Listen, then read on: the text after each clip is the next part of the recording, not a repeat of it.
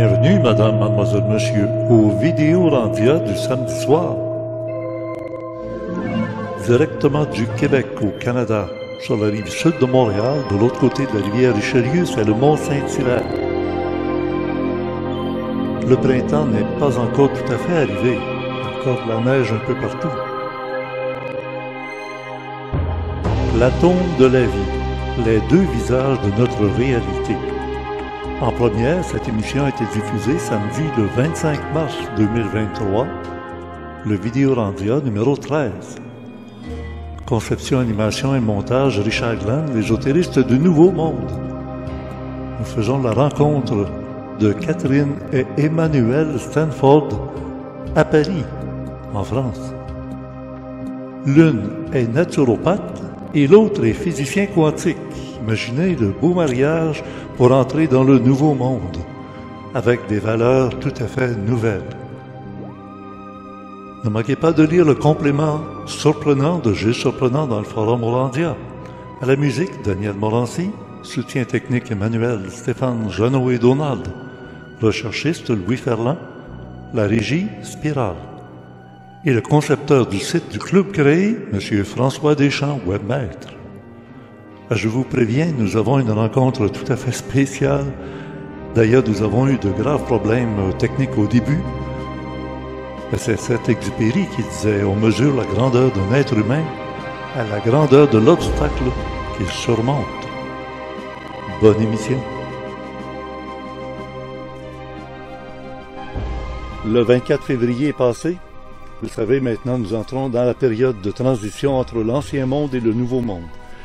Et comme je l'annonçais déjà depuis 1980, que le 24 février 2023, ce serait la fin de l'Ancien Monde, et nous avons une période de transition de 10 ans jusqu'à 2033 pour arriver vraiment dans le Nouveau Monde. Alors, vous savez, c'est fini les guerres. Ce qui devait être l'anniversaire de l'intrusion de la Russie dans l'Ukraine avec les chars d'assaut en 24 février 2022. Il n'y a pas eu de fête extraordinaire, puis Poutine qui menaçait l'humanité de faire un geste d'éclat dont tout le monde se souviendrait. Tout a été étouffé. C'est fini les guerres. C'est pas avec la guerre qu'on va faire la paix. Nos invités d'aujourd'hui vont nous permettre d'entrevoir non seulement l'espoir, mais la réalité de cette apparition d'un nouveau jour. Et j'ai nommé, pour l'occasion, celui que tout le monde connaît et que vous allez reconnaître, M. Emmanuel Rensford. Bonjour. Bonjour. C'est un grand plaisir de se retrouver comme ça tous les 3-4 ans. Là. On n'abuse pas trop. Et là, on ne parle pas d'un livre d'Emmanuel Rensford comme la dernière fois, qui portait sur la conscience quantique. Mais cette fois, c'est un livre où on parle de plantes avec une Erlenmeyer, là, un pot de laboratoire, pour parler de naturopathie quantique. Alors là, vous vous faites aider par votre compagne. Présentez-nous là, s'il vous plaît. Oui, alors, donc, moi, en fait, je parlerai plutôt de l'aspect quantique des choses. Et Catherine est naturopathe, elle reçoit des personnes, donc elle a une bonne expérience des soins, de la démarche holistique, et elle en parlera mieux que moi. Charles, il faudrait qu'un des deux ordinateurs, deux autres ferment leur micro. Bon, vous comprenez maintenant l'importance de l'avertissement que je faisais au début de l'émission. En effet, nous avions des graves problèmes de son parce que nos deux invités avaient chacun leur portable en utilisant la même invitation, le même lien dans leur courriel. Des problèmes de son majeurs, mais ça va se régler. En attendant, M. Rensford a eu l'idée originale de nous amener dans son jardin, à l'extérieur de la maison, fin du mois de mars à Paris. Il n'y a plus de neige. C'est déjà même des fleurs. Oui, hey, il est rendu dehors. Hey, j'étais pour dire, c'est Catherine qui devrait être dans le jardin dehors pour faire l'entrevue. C'est beau. Hein, c'est vrai, si vous pouviez changer d'ordinateur, simplement changer de place, installer l'ordinateur dehors où Catherine va être... Alors là, on n'aurait plus de problème de son du tout. Non, c'est pas... Non, c'est pas pareil, mais gardez dehors, oui. Ah, c'est pas assez chaud dehors. OK. Et de retour à l'intérieur de la maison, on s'est installé en attendant que le problème technique soit résolu. Vous séparez. Non, mais c'est le problème acoustique. Bon, parfait. Mais c'est vraiment ça, là, c'est le pont entre de la science puis de la science de la vie qui est plus subtile, qui est plus subjective. C'est correct. Ouais. C'est correct, là. Ça va, Geneviève dit que ça va bien, là. Ah bon? Ah ben c'est parfait, voilà. Good news, voilà une bonne nouvelle. 3 minutes 45 avant la fin, c'est bien. Ouais. Ouais, mais on peut terminer Voilà. et on va recommencer tout de suite. Eh ben allons-y. Ah oui, alors. comme Mais- Geneviève a dit, on n'est pas obligé d'attendre les 3 minutes. On pourrait couper tout de suite. Exactement. Oui, on coupe, c'est ça, c'est le mieux. Et on sait que Donc là, ça on marche. coupe et puis Alors, parfait. vous renvoyez un lien, c'est ça, hein? Bien voilà, c'est parti. Comment fait-il le lien entre lui, sa science, et Catherine? Alors, allez-y, Alors, Manuel. On a voilà. attendu. C'est dans l'épreuve qu'on a la preuve 3. de la qualité des gens avec lesquels on a affaire. 0. Bonjour. Donc, alors effectivement, je prétends, j'essaye de faire le lien entre une science pure et dure de la matière et le phénomène du vivant, sachant que je suis persuadé depuis le début que si la vie et notamment la vie consciente ont pu apparaître, c'est parce que la matière n'est pas aussi inerte et j'allais presque dire matérielle qu'il n'y paraît ou qu'on ne le croit généralement. Donc, elle est riche des potentialités de la vie et de la vie consciente.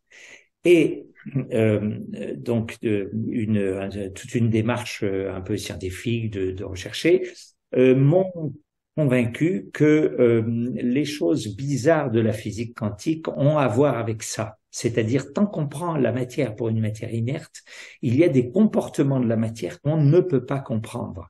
Et depuis le début, depuis la découverte de la physique quantique, on se heurte à des phénomènes totalement bizarres et incompris. Alors, je vais en citer deux. L'un, c'est on observe un électron. Il y a un saut quantique qui se passe, c'est-à-dire il y a une évolution qui n'a rien à voir avec son évolution le reste du temps. Ça, c'est la première chose qui est très bizarre, ce qu'on appelle le problème de la mesure. Et la deuxième chose, c'est évidemment l'intrication ou l'enchevêtrement. Je crois que vous appelez ça l'enchevêtrement quantique.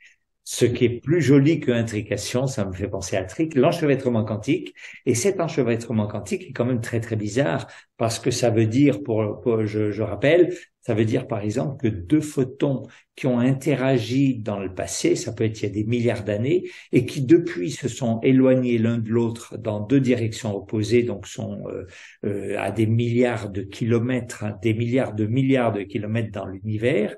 Eh bien, ces deux photons continuent à être reliés, alors même, c'est-à-dire si on mesure l'un, ça va modifier l'autre, alors même que la relativité nous dit que aucune influence ne peut se propager instantanément et ne peut même pas se propager plus vite que la vitesse de la lumière.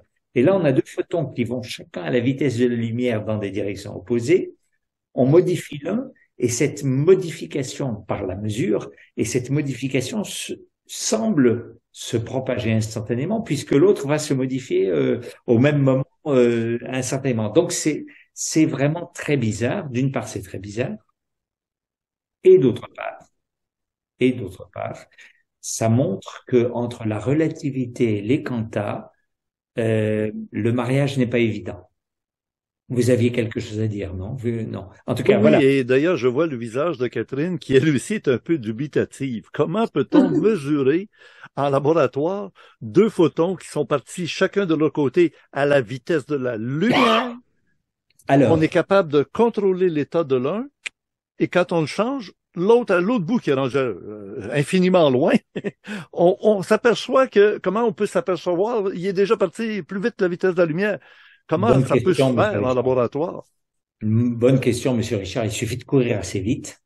Mais ça a été fait. Alors d'abord, première chose, si on a découvert cette propriété qui n'a rien d'évident et qui ne vous saute pas aux yeux, c'est pour des raisons théoriques. C'est-à-dire le formalisme, la théorie formelle exige cette propriété. En d'autres termes, si cette propriété n'était pas vérifiée, la physique serait incohérente.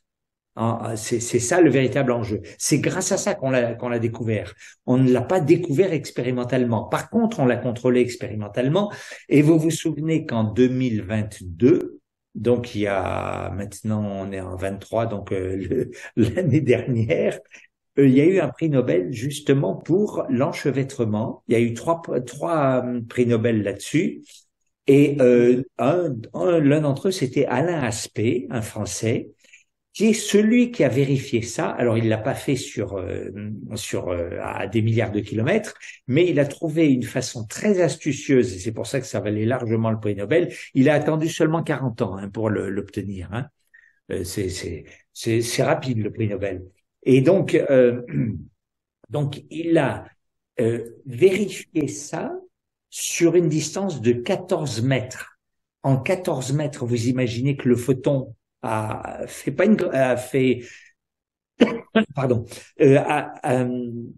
accompli cette distance en très peu de temps. Et donc, je crois que c'était de l'ordre de 8 nanosecondes. Nano, ça veut dire 10 puissance moins 9. Donc, un temps extrêmement court. C'est presque l'instantanéité. Voilà. Mais il a réussi à trouver une façon astucieuse de savoir que tel photon qui allait à droite était corrélé à tel photon qui allait à gauche. Est-ce qu'il les faisait rebondir entre deux miroirs qui n'arrêtaient pas? De cette façon-là, tu étais sûr de le conserver proche? Voilà, mais même à l'époque, je sais plus le détail, mais je crois qu'il n'y avait pas de miroir au départ. Mais en tout cas, il a trouvé, parce qu'il fallait modifier quelque chose en moins de temps que ces 8 nanosecondes pour être sûr que Donc en tout cas, ça a été très très très astucieux. Et donc on l'a vérifié sur une petite distance. Depuis, on l'a vérifié sur une distance de 3000 kilomètres. Et chaque fois, ça a été vérifié. Et comme je vous dis, c'est exigé par la théorie formelle, ce qui veut dire que si c'était pris en défaut, c'est la théorie qu'il faut mettre à la poubelle. Or, la théorie a été largement vérifiée par d'autres choses. Donc, on a des raisons, je dirais, solides de penser que cette propriété est réelle. Elle est indispensable pour que le monde garde sa cohérence. Et d'ailleurs, dans un de mes livres que je montre ici, qui s'appelle 8 leçons essentielles sur la science quantique, j'explique justement pourquoi c'est quelque chose qui est indispensable à la cohérence du monde. Et c'est ça qui va permettre de comprendre qu'est-ce que cette propriété bizarroïde fait là. Pourquoi il y a cette propriété bizarroïde? Et en fait, par cette notion de cohérence, on arrive à comprendre les bizarreries quantiques. Alors ça, c'est la première chose. Donc, c'est exposé dans ce livre. C'est vraiment là. Et puisqu'on a parlé de plantes et du vivant, j'en profite pour faire un petit rajout. C'est que il y a 8 chapitres. Le dernier chapitre parle justement du monde des plantes qui manifestent des capacités infrapsychiques, c'est-à-dire et ça m'intéresse parce que justement c'est la deuxième partie, et après je laisserai parler Catherine. La deuxième partie, c'est que si la matière qui nous paraît inerte est riche des potentialités de vie et de vie consciente, eh bien c'est parce qu'à l'intérieur d'elle-même, elle a une composante qui n'est pas matérielle. Et j'utilise l'image pour les particules élémentaires. Je dis qu'elles sont comme un œuf poché. Pourquoi un œuf poché? Parce qu'avec un œuf poché, on voit une seule chose, c'est l'albumine coagulée, le blanc d'œuf. Mais à l'intérieur, il y a le jaune. Et donc, ça, c'est ma vision de la matière. Et en fait, le blanc, c'est la partie matérielle qui est déterministe, qui a un certain nombre de caractéristiques, mais à l'intérieur, il y a ce jaune qui, lui, est de nature psychique. Alors, au sein d'une particule élémentaire individuelle, il y en a presque pas. C'est infrapsychique, il n'y a presque rien du tout. Mais c'est agrégeable, on peut les mettre ensemble. Et justement, l'agrégation, et cette composante, ce jaune, on ne voit pas en temps normal, parfois il se réveille. Et quand il se réveille, il se passe des phénomènes qu'on n'arrive plus à comprendre parce qu'on ne sait pas qu'il y a le jaune caché. Et c'est pour ça, dans mon analyse, que la physique quantique, ça paraît bizarre. C'est parce qu'on n'a pas compris qu'à l'intérieur de la particule, à l'intérieur du blanc d'œuf, il y avait un jaune d'œuf. Et qu'à l'intérieur de la particule de matière, il y a quelque chose d'autre, invisible, qui n'est pas de l'ordre de la matière, mais qui est de l'ordre du psychisme. Et c'est ça, en fait, qui fait ce pont vers le domaine du vivant. Voilà. Alors peut-être, et qui va créer par exemple le lien d'enchevêtrement, pour moi c'est un lien psychique, ce sont les jaunes d'œufs qui sont liés entre eux, qui sont soudés entre eux, et c'est pour ça que cette propriété se situe en dehors de l'espace-temps d'Einstein, de relativiste. C'est pour ça que les distances ne comptent pas, parce que on est à un niveau qui n'est pas celui de la matière. Voilà. Donc ça me donne le substrat qui va me permettre de comprendre que la matière est engrossée et grosse et riche des potentialités de la vie. Et peut-être que je vais laisser la parole maintenant à Catherine. Là, je rajouterai juste un truc, c'est que du coup, il y a des effets quantiques qui vont jouer dans le sens de la vie et qui vont permettre à la vie aujourd'hui, peut-être dernière chose, il y a quelque chose qui s'appelle une science relativement nouvelle qui s'appelle la biologie quantique. Et cette biologie quantique montre qu'il y a des effets, que le vivant utilise des effets quantiques. Et par exemple, je vais juste mentionner l'olfaction. L'olfaction, ça passe par là. Pourquoi l'olfaction? On a pensé que quand une molécule olfactive vient dans le récepteur, on avait cette image, la clé et les serrures, c'est-à-dire la molécule, c'est la bonne molécule qui va s'insérer dans le récepteur, qui est comme elle va ouvrir le récepteur, ça va faire que c'est comme la clé qui va ouvrir la serrure. Mais ça ne marche pas. Ça ne marche pas pour des raisons diverses, c'est-à-dire il y a des choses qui... Bon, ça, je vais pas commencer là-dessus parce que sinon je vais parler trop longtemps. Mais en tout cas, donc on est obligé de faire appel à des effets quantiques. Même quelque chose d'aussi, on parlait des végétaux, quelque chose d'aussi banal entre guillemets que la photosynthèse fait appel à des effets quantiques. Et comme on le sait, eh bien on a essayé de formaliser ça et on s'est aperçu, je crois qu'il y a une douzaine d'étapes successives entre le moment où le photon est absorbé par la feuille et le moment où la feuille l'a digéré en quelque sorte, puisqu'elle mange les photons pour en faire sa nourriture et vivre avec ça. Eh bien, si il n'y avait pas un effet quantique qui s'appelle en l'occurrence le principe de superposition, eh bien, ce phénomène de photosynthèse prendrait plusieurs heures. Or, on sait pertinemment que quand le photon arrive, tout de suite, il est métabolisé. Voilà. Donc, tout ça pour dire que la physique quantique, une certaine compréhension de la physique quantique, un certain regard sur la physique quantique va être une passerelle vers le vivant et va me permettre de comprendre comment la matière inerte minérale a fini par accoucher de la vie. Voilà. Maintenant, je pense que je vais laisser, ça c'était un peu l'introduction, et je pense que la parole sera à Catherine, donc qui va faire Oui, c'est ça. On va laisser la parole à Catherine et allez pas trop loin, restez d'ailleurs notre disposition d'écran fait que vous allez rester avec nous. Mais on va regarder vos réactions. Ça m'embête, je voulais aller prendre une bière. Trop tard. Non, après. Alors, Catherine, je vais vous demander juste d'entrée de jeu, est-ce que vous avez tout compris ce que Emmanuel a expliqué? J'essaie au mieux. Oui. Ça, c'est vrai, ça fait 33 ans que j'en entends parler à peu près, donc bon. Il y a des choses que je ne saisis pas, c'est sûr, mais bon. En gros, c'est quand même passionnant et c'est vrai que ce qui est intéressant, c'est que par rapport à la naturopathie, on peut, entre guillemets, expliquer, voilà, des choses qui sont sinon pour les thérapeutes un peu incompréhensibles. Donc c'est vrai que les 3 principaux effets quantiques de base qui jouent vraiment un rôle non visible dans le cadre de la thérapeutique, c'est l'effet tunnel, bon, la superposition comme il vient d'en parler, et puis l'intrication ou l'enchevêtrement.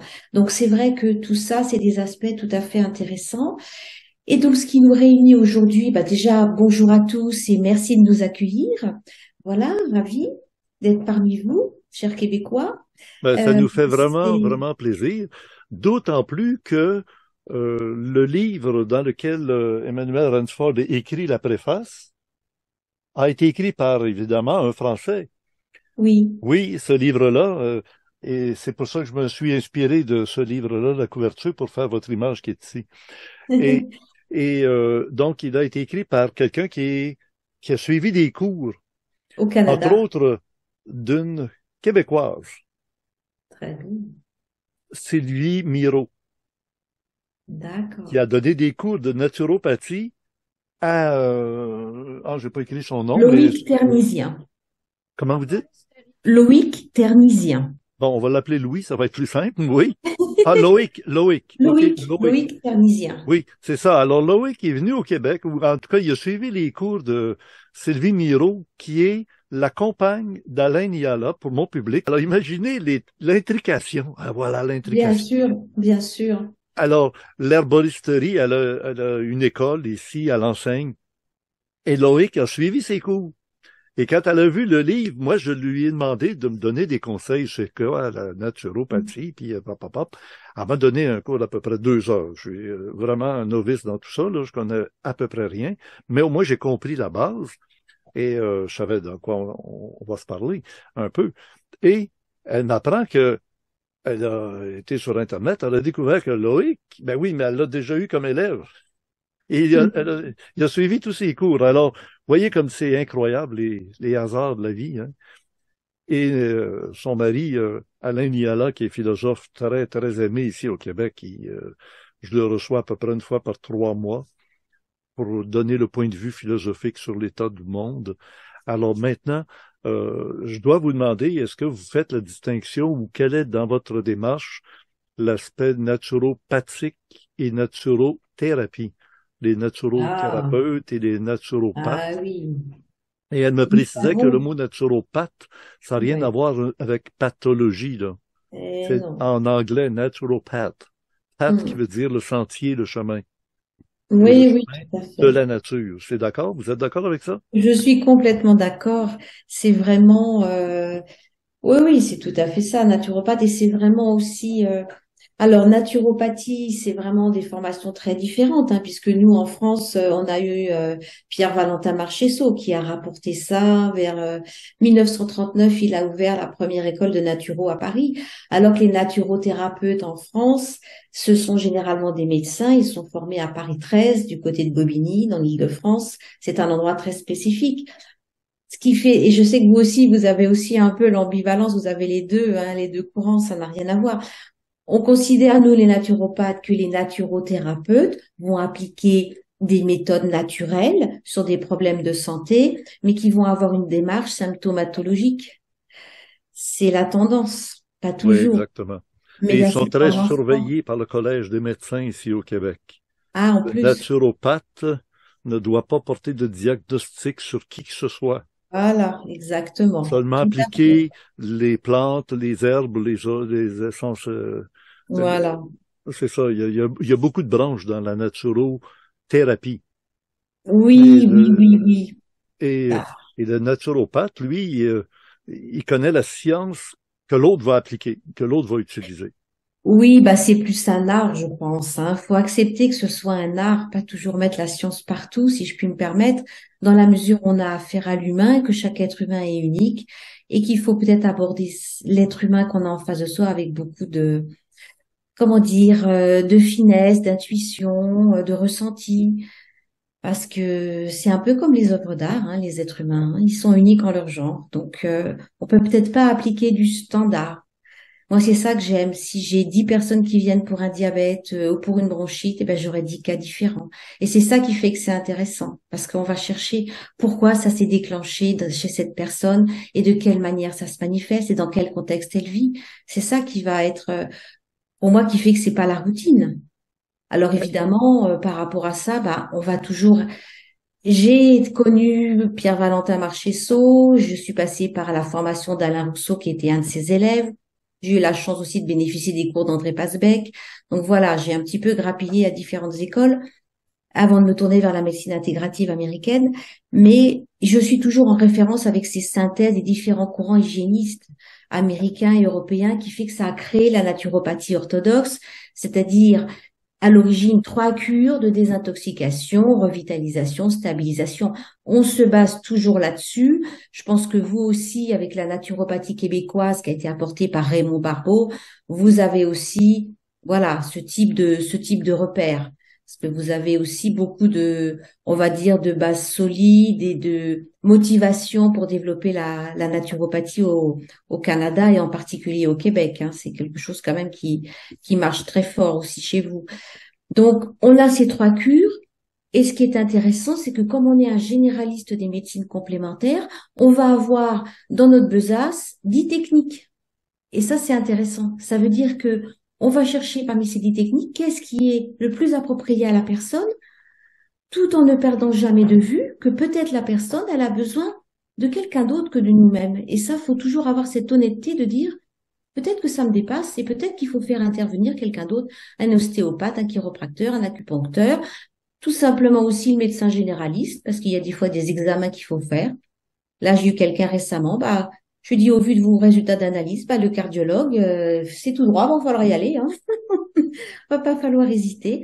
Donc c'est vrai que ces 10 techniques naturopathiques nous donnent un panel de possibilités extraordinaires. Donc je sais pas si j'ai besoin de rappeler, hein, on a l'alimentation, ça veut dire les cures, les jeûnes, les diètes.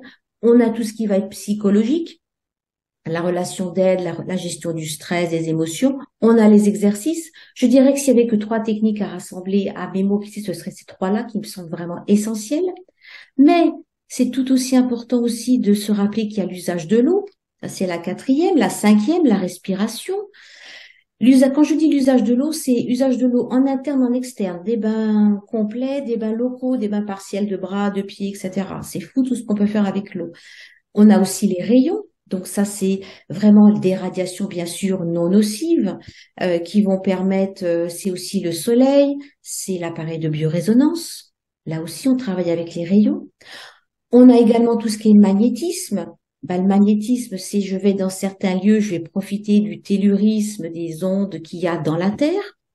C'est le travail avec les métaux. Il y a des personnes qui travaillent avec les métaux quand elles font des séances. Voilà. Il y a les massages. Alors là, il y a un panel aussi extraordinaire. Enfin, on a les réflexologies, hein, plantaires, nasales, voilà. Et puis tout ce qui est phytothérapie, du moins concentré en partant des fleurs de bac, au plus concentré les huiles essentielles. Et en intermédiaire, on a les infusions, les décoctions et les bourgeons aussi qui sont fort intéressants. Donc ces 10 techniques nous permettent vraiment d'aborder la personne en se disant qu'est-ce qui est le mieux pour elle, pour lui amener un bien-être, un rééquilibrage. Voilà, je sais pas si j'ai répondu à votre question. Oui, l'éventail est immense, hein, c'est incroyable. Est-ce que, pour faire un pont peut-être avec la matière terrestre, terre minérale ou presque, c'est l'eau. Et Benveniste, avec sa mémoire de l'eau, qui a entraîné dans son tourbillon le prix Nobel, comment il s'appelle déjà? Montagnier. Luc Montagnier. Luc Montagnier, qui est décédé il y a à peine un an. Incroyable, mais et finalement, ça nous amène à l'homéopathie. Est-ce que vous voyez un lien à travers tout ça? Alors l'homéopathie, c'est en dehors du domaine de la naturopathie, même s'il y a des personnes qui s'en servent, hein. Alors c'est pour ça que je parle de la mémoire de l'eau. Alors la mémoire de l'eau, oui, d'ailleurs c'est Si drôle. on met parce que- une eau bénite sur quelqu'un, elle n'aura peut-être pas le même effet que de l'eau dans laquelle, vous savez, la mémoire de l'eau Emoto au Japon qui arrive en Oui. disant si vous mettez des belles intentions, l'eau Oui. va cristalliser de manière merveilleuse. Si vous lui infusez des mauvaises intentions de haine, de guerre, l'eau cristallisée va devenir très laide. Alors, je ne sais pas En- jusqu'où vous adhérez à toutes ces connaissances-là. Moi, je Ah navigue oui. dans tout ça, là. En on cristallisation pourrait dire. sensible, vous voulez dire peut-être. Avec les cristallisations sensibles, on va pouvoir observer comment l'eau, Oui. selon comment elle a été impactée, elle va réagir. Voilà, Exactement. voilà, il y a Est-ce que ce genre. je peux faire une toute petite intervention Oui, là? vous avez tout à fait votre place, Emmanuel. Là, c'est vraiment, on Alors- est dans le domaine de la physique, là. Oui, oui. Alors d'abord, peut-être tout à l'heure, j'aurais dû vous demander si vous aviez compris ou s'il fallait que je reformule des choses. C'est déjà la première chose que je me suis dit après. Je me suis dit peut-être que j'avais pas été suffisamment pédagogue.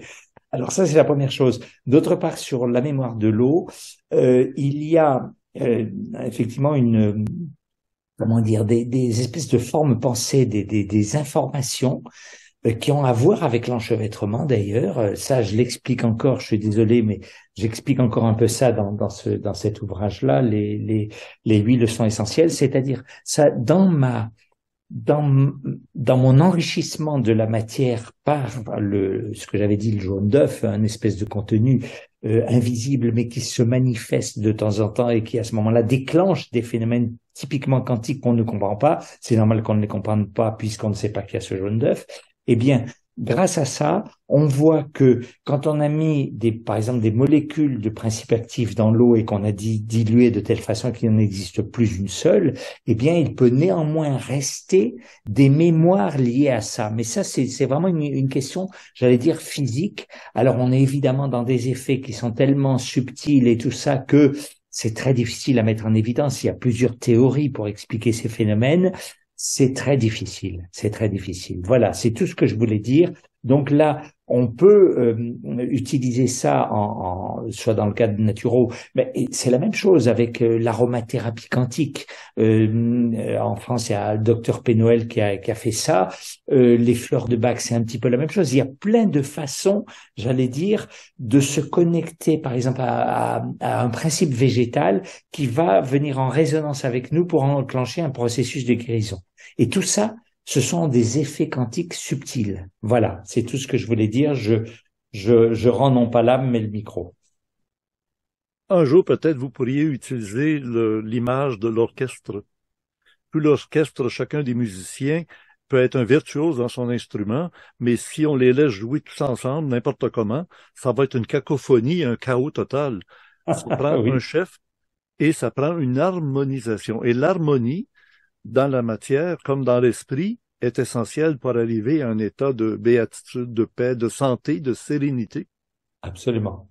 Absolument. Alors, on retourne chez Catherine.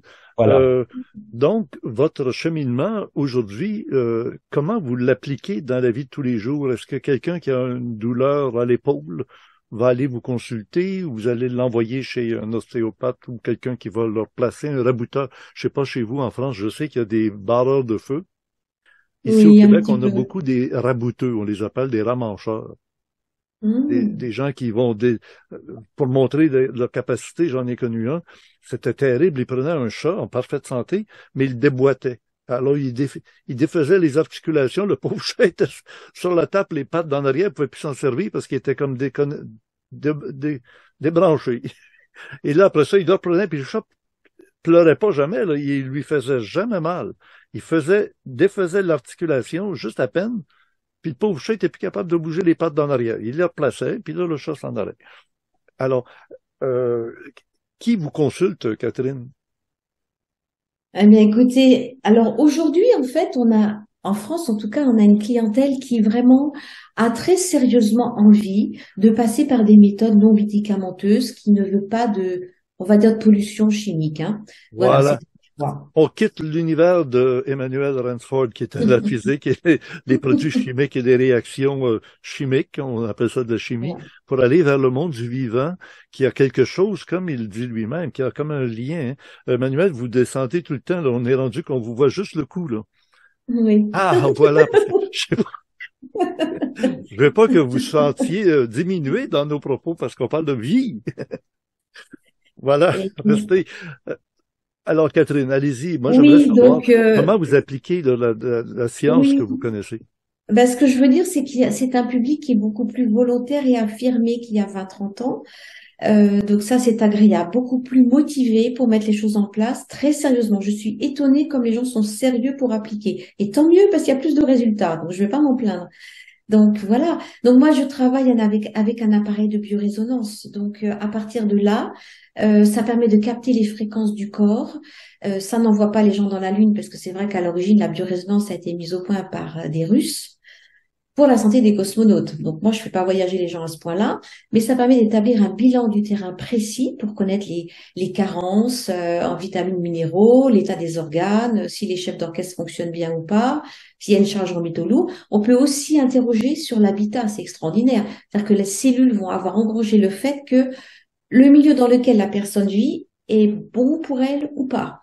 Et donc, je ne fais pas déménager les gens, loin de là, mais souvent on déplace les meubles. Et j'avais une anecdote drôle à ce sujet. Je travaille un petit peu en partie à domicile, quand les gens viennent pas ici. Et je vais voir une famille régulièrement, la maman et la fille. Le monsieur, je ne l'ai jamais en séance, mais à chaque fois, il vient me serrer la main, tout simplement parce que depuis mon premier rendez-vous, enfin, tout le monde dort bien à la maison. C'est-à-dire que je n'ai jamais vu la chambre à coucher, mais rien qu'en testant sur sa femme, j'ai vu qu'il y avait un problème. J'ai suggéré qu'il change de place dans le lit. Et comme ça n'allait toujours pas, que ceux qui dormaient bien s'étaient mis à mal dormir, ils ont déplacé le lit, ils ont mis une commode à la place. Alors depuis, ils sont contents, tout le monde dort bien. C'est formidable. Voilà, c'est une petite anecdote. Donc c'est vrai que... C'est des faits de laboratoire, c'est-à-dire c'est dans l'expérientiel, dans l'expérience, on se rend compte Ouais. d'une chose. Excellent. Voilà, donc ça c'est sympathique, ça fait que donc évidemment bah comme Loïc Ternisien qui a eu le mérite c'est vrai de poser un éclairage un peu C'est un particulier peu sur la Geneviève Giraud. naturopathie, voilà, ça nous ouvre un petit peu vers d'autres dimensions et comme lui je suis très sensible à l'atout majeur que représentent les huiles essentielles. Catherine, pouvez-vous reprendre votre dernière phrase parce qu'on s'est battu avec Ah, l'ordinateur pour faire pardon. disparaître la fenêtre. Oui, je vous en prie. OK. Donc, je disais que Loïc Ternisien, dans son ouvrage sur la naturopathie quantique, a le mérite de poser un éclairage particulier sur la naturopathie, et ça c'est bien, ça nous fait un plus grand angle. Et je disais que comme lui, je suis très sensible à l'atout majeur que représentent les huiles essentielles. La richesse moléculaire offerte par chaque huile essentielle permet vraiment d'avoir un vaste champ des possibles quant aux effets thérapeutiques. C'est tout à fait extraordinaire et particulièrement pour les gens qui voyagent. Avec des tout petits flacons, on en emmène 3-4 et on a déjà plein de possibilités. C'est juste fabuleux. Et par rapport à ça, j'avais une anecdote intéressante. J'en ai même plusieurs parce que les huiles essentielles, c'est des compagnes de vie depuis des dizaines et des dizaines d'années. Donc la première que je pourrais vous raconter, c'est que nous avons plusieurs enfants et qu'un jour, un de nos enfants qui avait une bronchite, eh bien, je lui ai fait des applications d'Eucalyptus radiata sur le thorax. Et puis, je les ai faites répéter parce que je savais que c'est comme ça que j'allais avoir un effet thérapeutique intéressant. Et en fin de matinée, eh bien, ce petit enfant s'est mis à chanter d'une voix très pure. Et c'était à la fois très beau et inattendu. Parce que ce n'était pas une comptine ou une chanson avec des paroles qu'il avait appris à l'école. Non, pas du tout. C'était juste un son très beau qui sortait comme ça.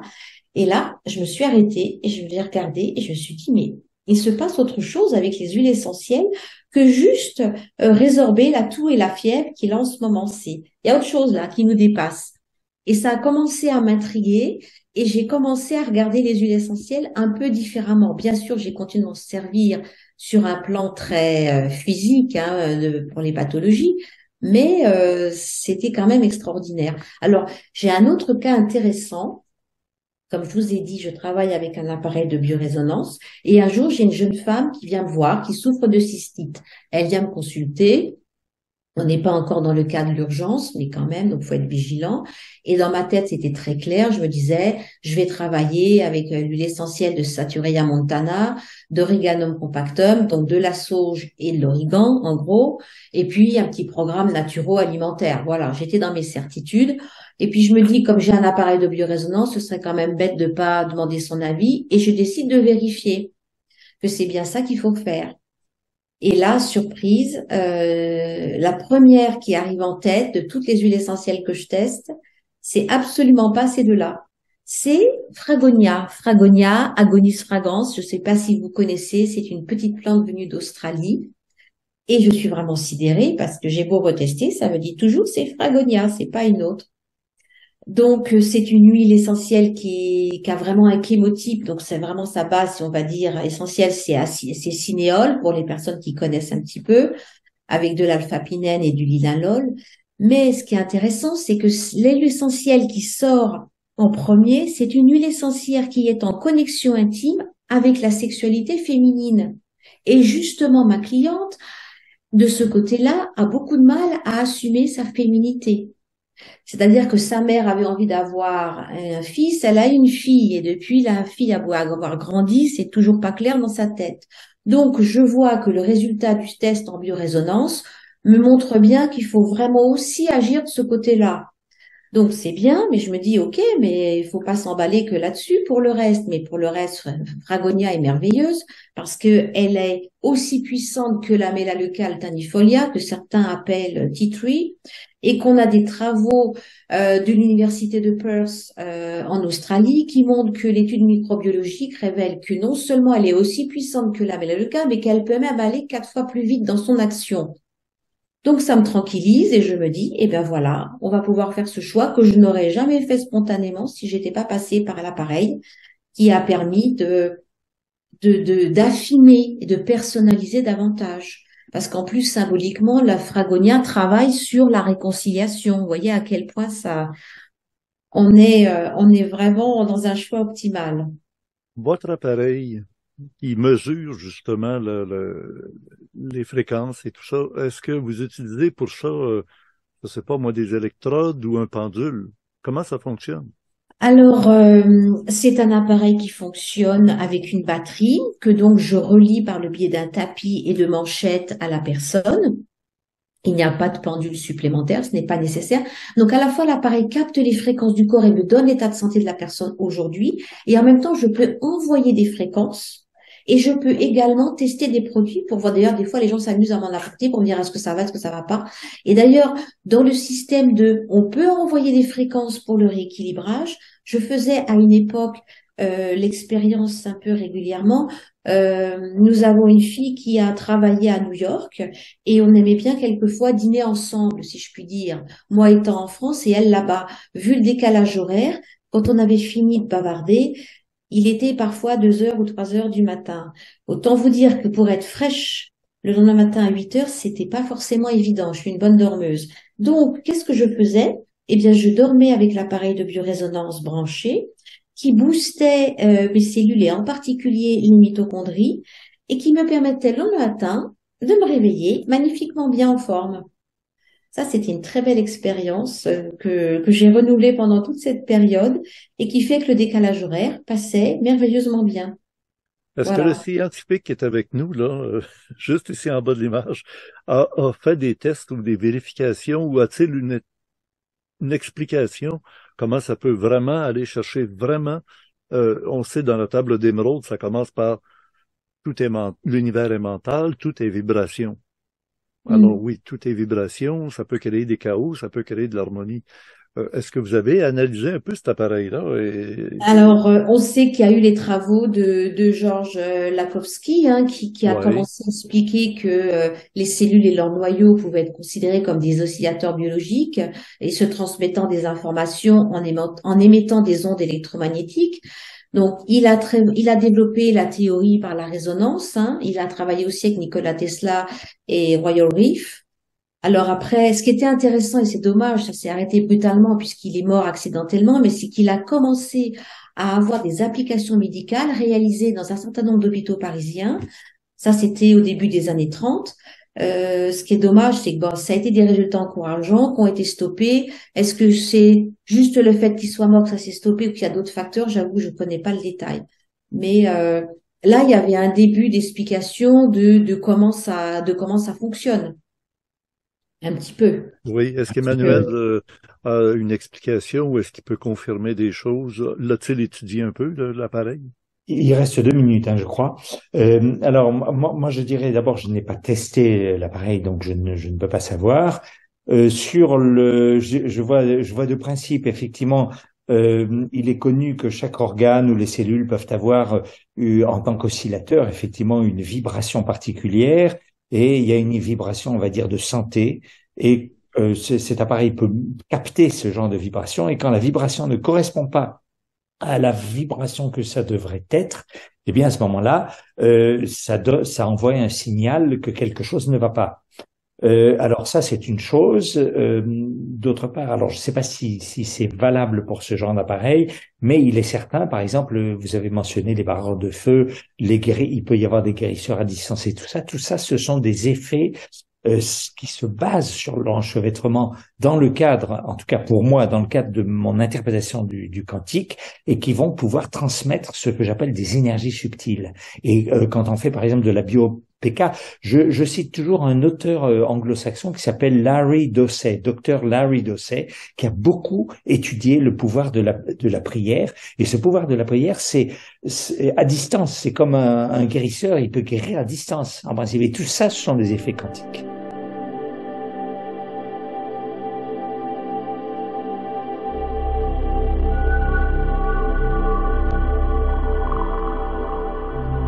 Mais finalement, est-ce qu'on ne revient pas à l'époque des chamans? Les chamans, dans les tribus primitives qui avaient des dons de communiquer avec les dieux. On comprend aujourd'hui que c'est pas avec les dieux, c'est qu'ils se mettaient en syntonisation, peut-être avec l'énergie de vie. Alors là-dessus, alors d'ailleurs c'est pour ça le livre de Loïc, en fait, il fait le lien avec les traditions, les médecines traditionnelles, et je dirais que spontanément l'homme, que ce soit chaman, sorcier, Guérisseur, voilà, c'est ça.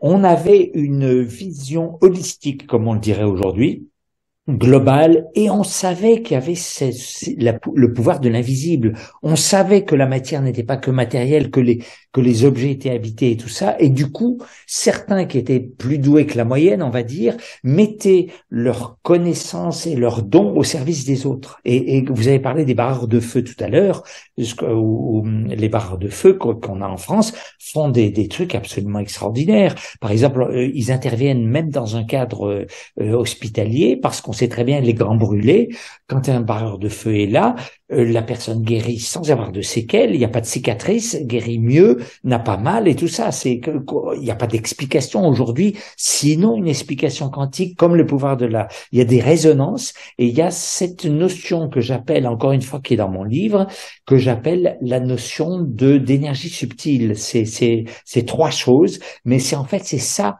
qui est la base, pour moi, c'est là-dessus que vont fonctionner les médecines holistiques. Voilà. Donc c'est vrai. Alors, par exemple, quand vous prenez les barreurs de feu, justement, c'est intéressant ce que vous disiez sur la croyance de Dieu.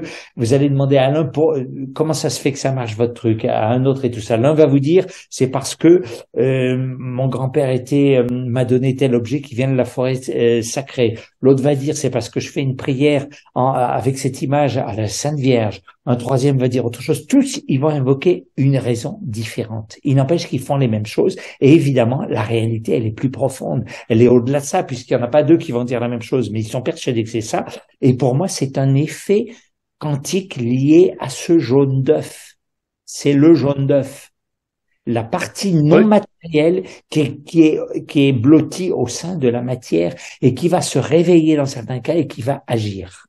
Et c'est grâce à ça que, par exemple, on a la fonction sensorimotrice. Voilà, c'est tout ça. Il y a des interfaces entre le blanc d'œuf, toujours pour reprendre mon image du jaune de l'œuf poché, entre le blanc d'œuf et le jaune d'œuf. Et justement, quand les deux vont interagir, c'est là où le physicien ne comprend plus, puisque pour lui, il n'y a pas de jaune d'œuf. Voilà. Ah oui, c'est ça, il ne voit pas.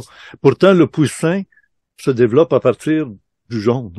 Oui, oui. Ah ben le jaune. C'est incroyable, pareil. C'est ce qui est le plus important, finalement. Le jaune est beaucoup plus important. C'est là la partie vivante de la matière. Oui. Et c'est grâce à ce jaune que de la matière a pu émerger le phénomène de la vie et de la vie consciente. Voilà. Alors. Oui, c'est bien dit. Voilà. Je retourne vers Catherine. Alors là, c'est ça. Je vais toucher à des dossiers qui sont plus délicats, je vous le dis.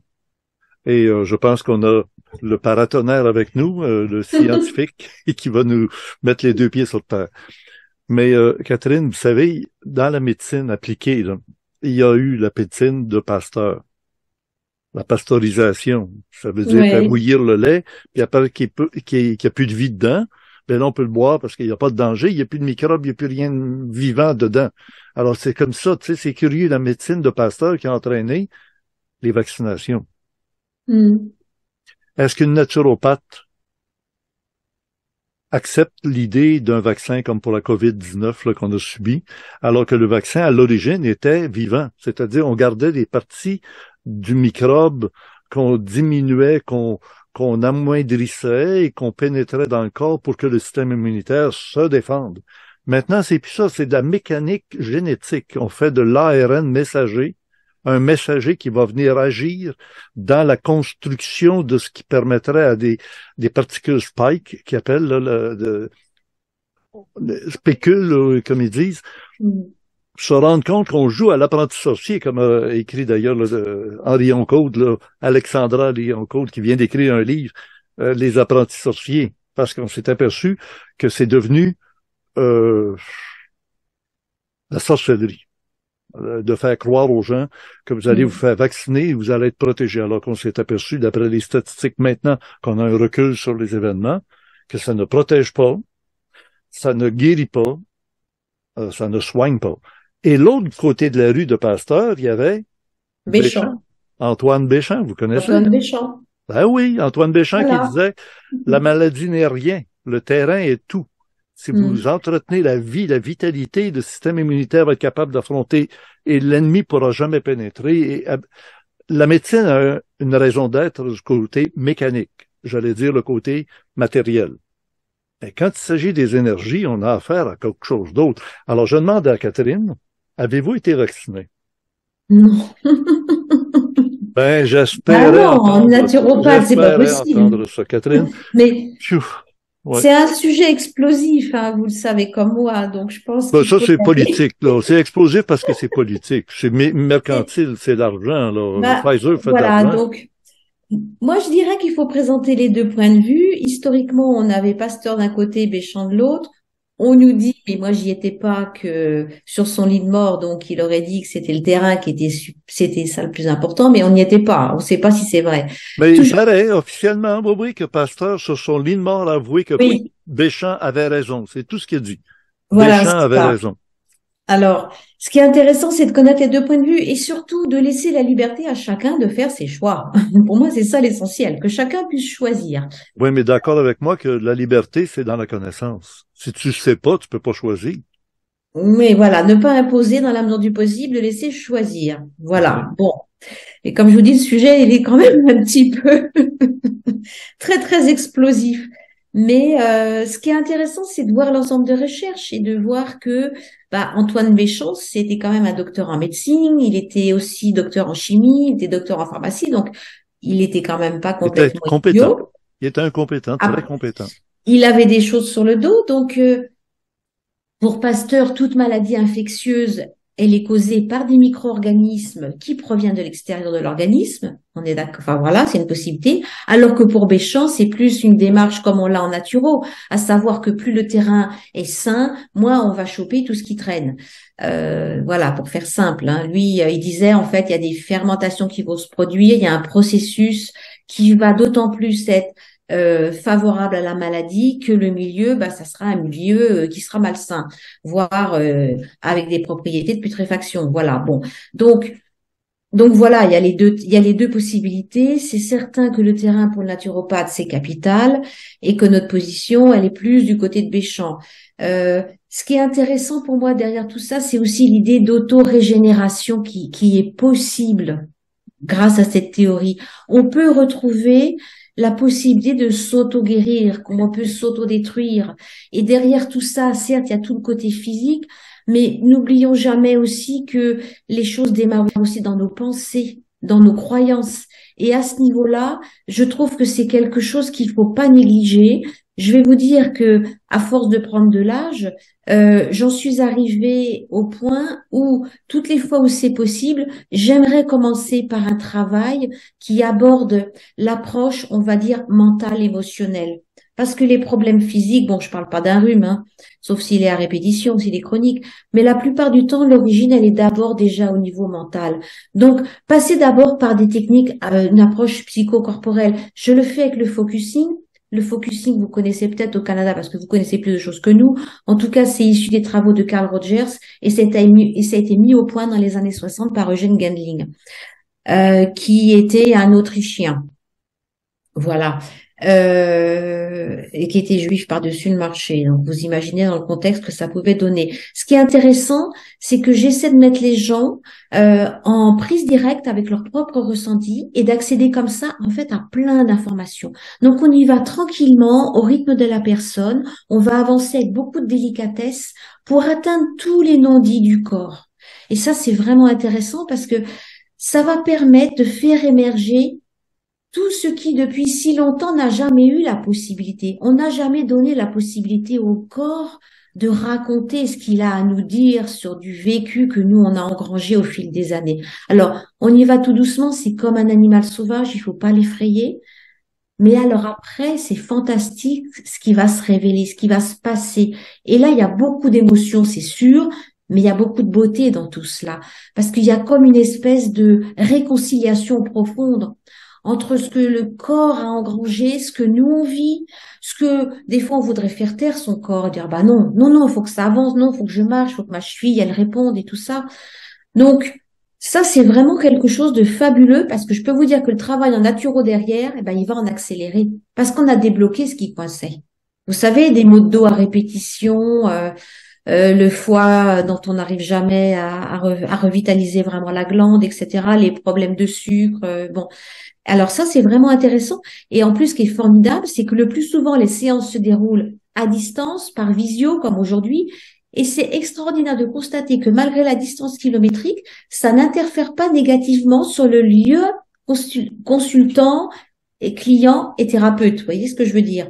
Et la qualité des résultats ne va pas être diminuée. En fait, il y a aussi le fait que, en tant que thérapeute, on va essayer aussi d'avoir quand même une certaine conscience, j'ai envie de dire, ouverte, avec les 5 sens à l'écoute maximale. Et du coup, on arrive à créer un lien. On sent qu'on est dans la bulle de la personne qui est en face. Et on peut faire vraiment un accompagnement intéressant pour vraiment ensuite, je vous dis, la pratique naturopathique sur le physique, c'est tout autre chose. Parce qu'on a fait d'abord cette approche psychocorporelle. Et j'aimerais vous raconter quelque chose que je trouve vraiment intéressant. Eugène Gendling, quand il était enfant, c'était la dernière guerre. Et donc, comme c'était une famille de juifs, il fallait se protéger, il fallait se cacher. Et son père était quelqu'un manifestement de très intuitif parce que il écoutait les conseils des amis pour dire il faut aller à tel endroit, etc. Mais quelquefois, était-ce un ami qu'il avait en face de lui ou pas? Et donc, en fait, il essayait de aujourd'hui, on dirait, il se branche. Il essaie de se brancher pour sentir si c'est du vrai ou pas. Il arrivait à tester, à ressentir en lui. Et un jour, il a senti que le conseil, c'était pas un conseil d'ami, qu'il fallait surtout pas suivre ce qui lui avait été donné, et c'est grâce à ça qu'il a sauvé sa famille. Donc, le fils a grandi, ils ont échangé ensemble, et son père lui a dit, en fait, que il ressentait en lui les propos qui lui étaient dits en face. Et c'est extraordinaire de penser que 30-40 ans plus tard, le fiston, il a fait bien sûr une formation dans le domaine psychologique et qu'il a eu l'idée de reprendre cette idée de son père et de la développer. Et ça a donné le focusing, de vraiment se mettre en prise directe avec son propre ressenti, de mettre de la distance avec ses émotions. Ça veut dire je ne suis plus submergée par mes émotions, mais à partir de là, je suis capable d'avoir de la distance et du coup de garder mon jugement et mon esprit critique. Et on peut dire que grâce à ça, il a sauvé sa famille. Voilà, pour la petite parenthèse. La dernière fois qu'on s'est vu, Emmanuel Ransford, je vous ai montré un petit, comment est-ce qu'on appellerait ça, tricotage, Oui. une broderie qui était marquée dessus, qui sort du moule dérange la foule. Ah, d'accord, oui. Vous vous souvenez? En tout cas, vous l'aviez Oui, mis en note. oui, Vous avez dit, oui. mais qu'est-ce que c'est cette phrase? Qui sort du moule dérange la foule. Oui, c'est ça, oui. Est-ce que vous pouvez me répéter le proverbe très important sur la poule? Je note. Ah, le fameux Oui. qui est ici, là. Ah, oui, oui. Alors, c'est c'est ça, là, qui sort du moule, Qui sort du moule? dérange la foule. D'accord, c'est génial. Ça y est. On Voilà. n'appellerait pas ça un proverbe, on appellerait ça plutôt, comment tu dis, Geneviève? Un dicton. Bon, ben,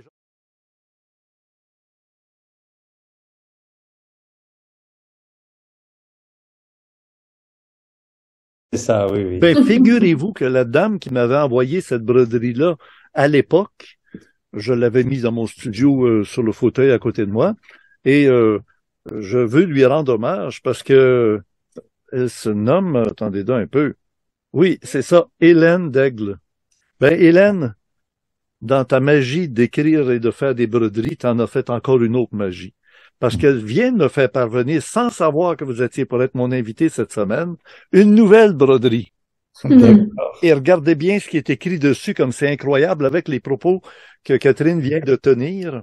Mhm. Alors, je ne sais pas si vous allez pouvoir en prendre conscience ou connaissance avec Bien. Il y a un truc au-dessus qu'on voit pas dans les 3 B. Être dans les 3 B. Être dans les 3 B. Dans les 3 B, d'accord. Beau, bon, bon, bien. bien. Eh bien, Ouais. Ah oui. très bien. Oui, hein, Catherine avait même de rajouter un mot qui manquait dans le discours jusqu'à date, mais c'est quand elle a dit Et puis elle en rajoute encore un, il y a bio. Eh oui, ah ben avec un autre B. Il y a bio. Il y en C'est a ça, 4. alors il y a 4 B. C'est beau, Exactement. bon, bien bio. Exactement.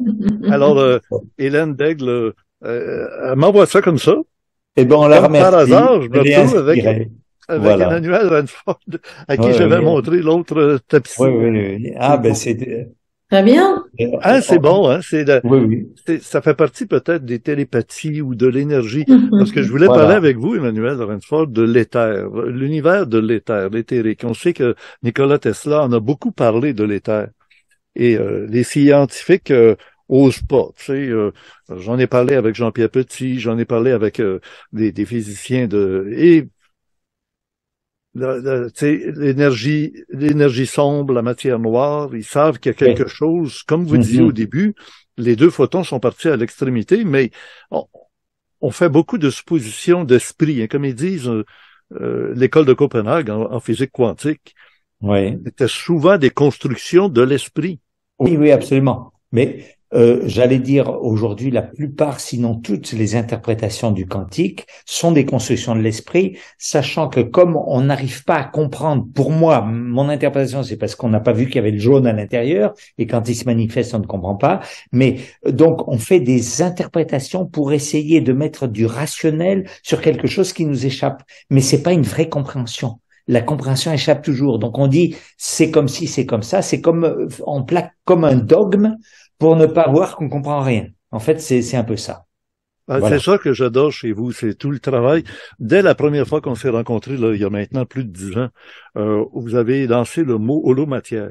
Oui, c'est ça, voilà. Mon voilà. Dieu, je me disais, écoute, il est le premier que je vois qui est capable de faire le pont entre le monde, comme on dit, là, comme on a dit avec Catherine, là, tout le monde, le subtil, le super subtil.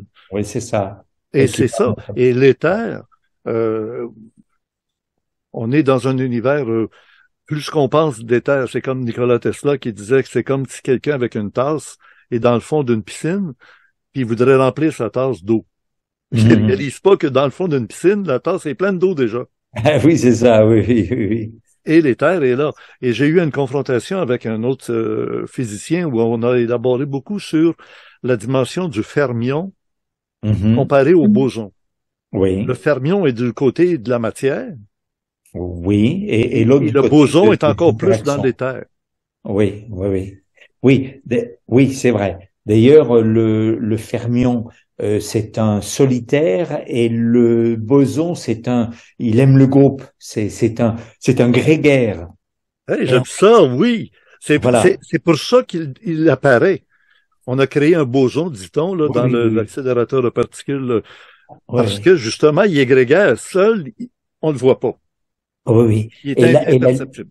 Voilà. Et les photons, ce sont des bosons, justement, et c'est grâce à ça qu'on peut avoir beaucoup de photons à la fois et faire une lumière visible.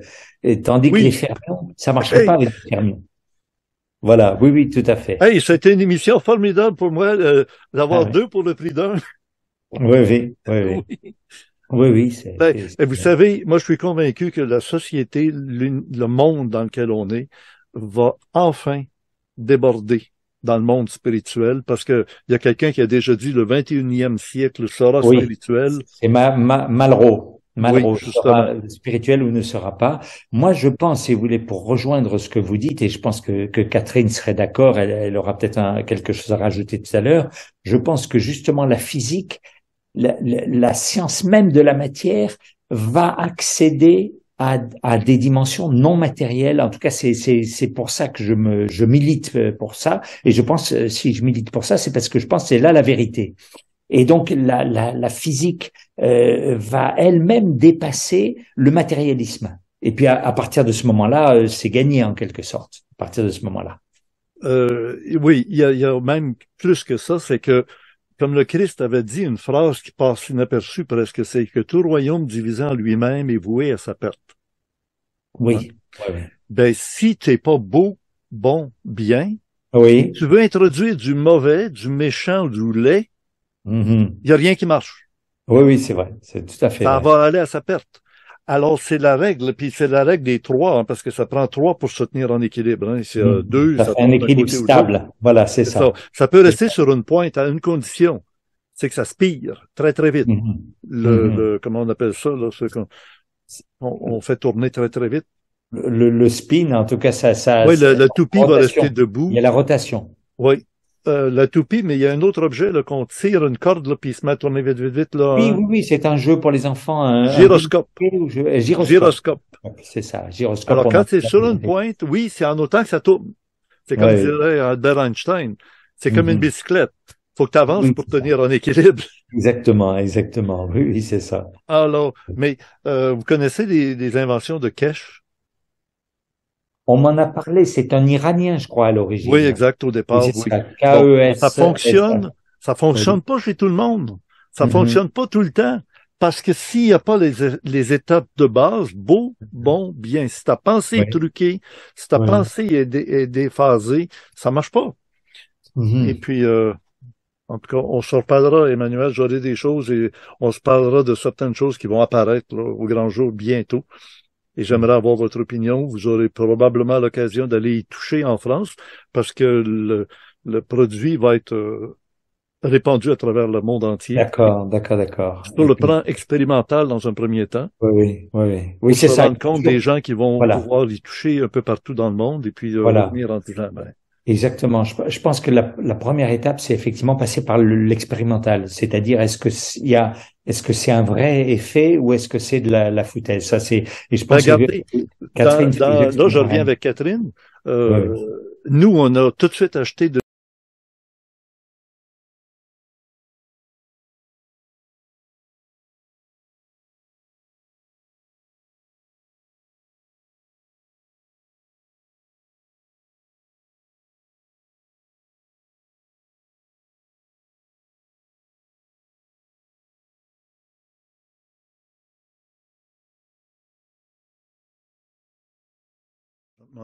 m'en aller où avec ça? C'est ça. Si les effets sont beaux, bon, bien, on le prend. Et on disait, bon, si ça marche, on n'a pas besoin de chercher plus loin. Pourquoi pas? Alors, vous, dans votre naturopathie, vous avez des clés de succès. C'est comme les autres qui utilisent l'homéopathie, qui fonctionne avec des chevaux de course. Moi, je connais des propriétaires de chevaux de course. Un cheval de course, ça vaut une fortune. Oui. Et ils leur soignent des fièvres ou des choses de cheval avec pas des médicaments de cheval chimiques, là, de l'homéopathie, et ça fonctionne. C'est pas des placebos, là. Le cheval, c'est pas lui, là. On lui fait ingurgiter quelque chose et ça fonctionne. Alors, est-ce qu'on peut dire, si le résultat est probant, valable, c'est suffisant. On n'a pas besoin de chercher midi à 14 heures et d'essayer de faire un combat contre, alors que quand on nous impose de force une vaccination puis qu'on se dit ça donne pas les résultats qu'on attendait. Ben oui. C'est, comme je vous dis, c'est la diversité humaine. Voilà. Alors, il y en a pour tous les goûts et à partir de là, moi, la seule chose que je demande, c'est que chacun soit libre de faire comme il veut. Vous voyez ce que je veux dire? Au départ, c'est ça. Hein? C'est Voltaire. C'est ça l'idéal, c'est qu'on puisse choisir. Voltaire qui avait dit, je peux ne pas être d'accord avec telle proposition faite par un individu, une compagnie pharmaceutique, et je me débattrai jusqu'à la mort pour lui donner le droit de s'exprimer malgré tout.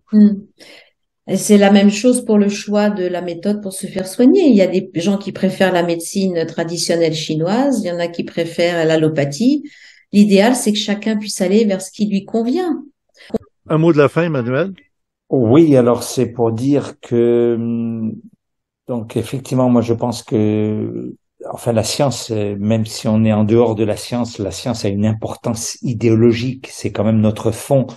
On est un peu imbibé là-dedans avec toute sa rationalité et tout ça, mais je pense que la science elle-même va s'enrichir et va se dématérialiser. C'est-à-dire, pour l'instant, tous les gens qui veulent être pris au sérieux dans le domaine scientifique doivent bien faire comprendre qu'ils sont matérialistes et c'est tout.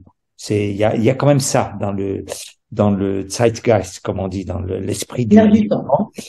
Et c'est vrai en France, c'est vrai en Amérique du Nord. Et je pense que la science va être obligée d'évoluer vers autre chose.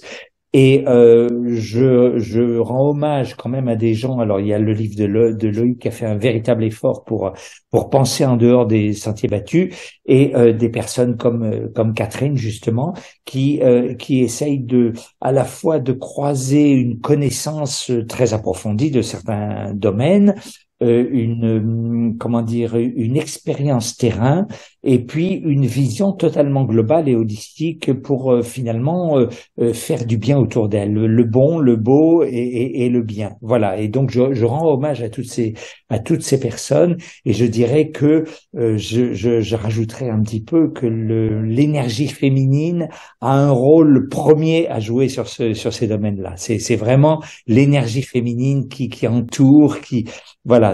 Pour moi, c'est comme ça que je le ressens.